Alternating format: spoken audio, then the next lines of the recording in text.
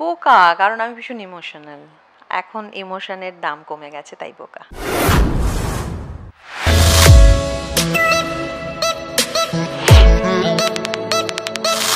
উড়ানের set থেকে দুরন্ত একজন অভিনেত্রীকে পাশাপাশি পাওয়া গেছে এবং আজকে আমাদের সেগমেন্টের নাম টুকিটাকি টক, যেমনটা আপনারা জেনেইছেন। তো আজকে সেই টুকিটাকি টকে আজকে তোমাকে আমরা পেয়েছি। তোমার জন্য কিছু চটপট প্রশ্ন আছে, সেটার ফটাফট উত্তর তোমায় দিতে হবে। না, বলবো না। টুম্পা। সব সাবজেক্ট। সাইকোলজি। আমি জানি না, আমি প্রচুর কাজ করতে চাই, কাজেই না, জিন্দগি না মিলে কি দুবারা না, অনেক পার পাবো। না না, ওই সময় আমি কিরকম একটা ক্যাবলা টাইপের ছিলাম, কোনো প্রেমের প্রস্তাবে আমি ভীষণ ভয় পেতাম। মানে আমি পুরো হাত পা কেঁপে একসা হয়ে যেত। আর আমার মনে আছে, আমার দাদার বন্ধু সে খুব সাহস দেখিয়েছিল আমাকে একটা চিঠি দেওয়ার। আমি এত ভয় পেয়ে গেছিলাম, সেই চিঠিটা নিয়ে আমি দাদাভাইকে দিয়ে দিয়েছিলাম। আর দাদাভাই তাকে প্রচণ্ড মারধর বকাবকি এমন করেছিল যে সে একসাথে আমরা সবাই টিউশন পড়তাম, সেই টিউশনে সেই স্যারকে ছেড়েই দিল আর কি। রবির আলোয়, জি বাংলায়। প্রথম রোজগার অনেক ছোট থেকে, ক্লাস 7-8 টিউশন পড়াতাম। অভিনেত্রী হওয়ার স্বপ্ন ছিল, তার থেকেও বড় কথা আমি এমন কিছু কাজ করব যেটা সবার থেকে একটু আলাদা হবে, এরকম একটা ছিল। বিয়ের পর আমার ধারণা 97। দেখো, এখন যেরকমভাবে অডিশন হয়, আমরা যখন কাজ শুরু করেছি তখন ঠিক সেভাবে অডিশন হতো না।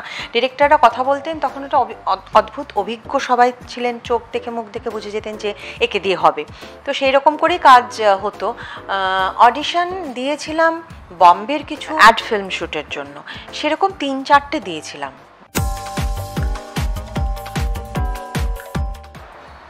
না, এরকম কিছু মনে হয়নি।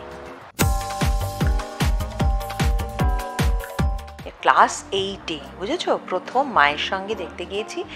কোনো কি সিনেমা চলছিল সেটা আমার এখন আর মনে নেই। টিকিট কাটা হয়ে গেছে তখন। তো আগে সেই কেউ একটা গিয়ে টিকিট কেটে আসতো। এরকম দুপুরবেলায় আমি, আমার দাদা ভাই, মা আর আমার মাস্তুতো দিদি 4 জনে মিলে দেখতে গেছি। গিয়ে দেখছি সেদিন থেকে শুরু হয়েছে বেতাব, বুঝেছো। ভাবো, প্রথম হলে গিয়ে আমার সিনেমা দেখা।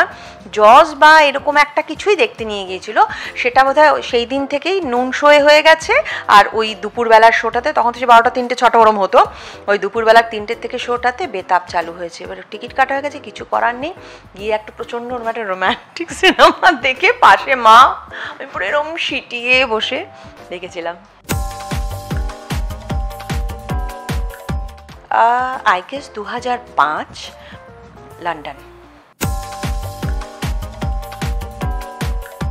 2017-তে আমার জন্মদিনে আমার একটা ছোট অফিস আছে, একটা ছোট প্রোডাকশন হাউস আছে। তার সমস্ত স্টাফেরা মিলে, আমার বন্ধু বান্ধবী, আমার ছেলে, আমার বর, সবাইকে, আমার ভাই, তাদের সবাইকে এক জায়গায় করেছিল। এবং সেটা আমি কিছু জানতাম না। মানে আমি বাইরে ছিলাম, হঠাৎ করে আমাকে ফোন করে বলে তোমাকে এক্ষুনি একবার অফিসে আসতে হবে। কি দেখছি অফিস অন্ধকার, এটা কি হচ্ছে। তারপরে আমি সবাইকে ডাকছি, সবার নাম করে করে, আমি ভয় পেয়ে গেছিলাম। তারপরে দেখছি হঠাৎ করে একটা আলো জ্বললো, বলে হ্যাঁ তো আমি আছি ম্যাডাম, হ্যাঁ বলুন করে। তারপরে এলাম, কী হয়েছে দাও। দেখছি এক একটা ঘর থেকে এক একজন ছুটে ছুটে বেরোচ্ছে, আর সবাই আমার ভীষণ প্রাণের কাছে মানুষ। খুব খুশি হয়েছিলাম সেটা। যে কোনো রান্না স্বাদে বুঝে যায় যেটা মা বানিয়েছে।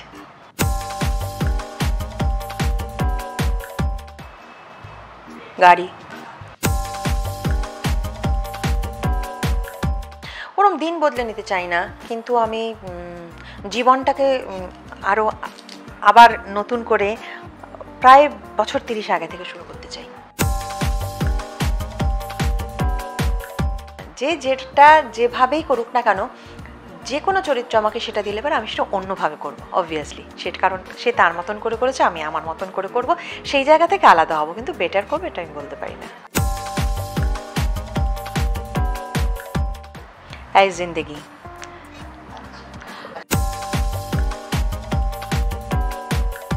আমাকে নিয়ে সিনেমা হলে তার টাইটেল কি দিতে চাইবো? মানুষ।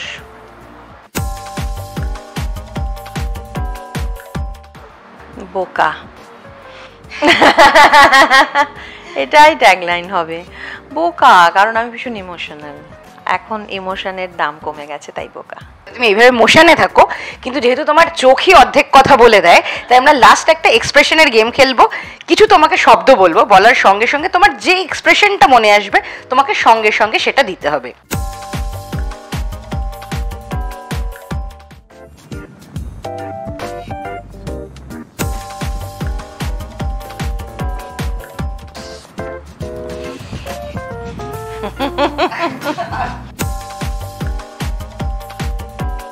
তার দিকে তাকিয়ে আমি এটাই ভাবি যে এ কথা আপনি আরো কতজনকে বলেছেন, এবং রেমুনারেশন এটা আপনি দেবেন না সেটাই পরিষ্কার বলছেন। আমি যদি আমাকে নিয়েই যদি এই চরিত্রটা করতে চান, তাহলে আমি যেটাই রেমুনারেশন চাইবো সেটা দিয়ে করাতেন কাজে। এটা একদম ফেক।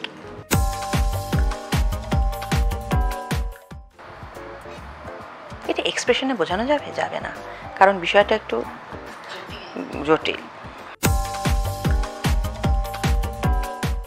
এগিয়ে চলতেই হবে, এগিয়ে চলার নামই জীবন। এই প্রশ্নগুলো হয়তো তোমার কাছে অন্যভাবে বারংবার ঘুরে ফিরে, এটা দারুণ হলো এই সেশনটা।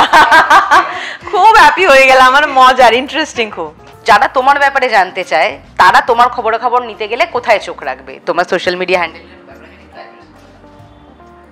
কেউ জানতে পারে না, কেউ জানতে পারে না। সবার এটা ভীষণ একটা অভিযোগ। আমি সবসময় ভাবি যে না, এই তো এইবার থেকে এমন সুন্দর একটা পোস্ট করব না, ব্যাস হয়ে গেল।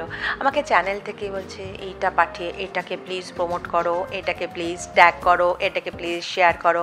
আমি আচ্ছা লিখে দিচ্ছি।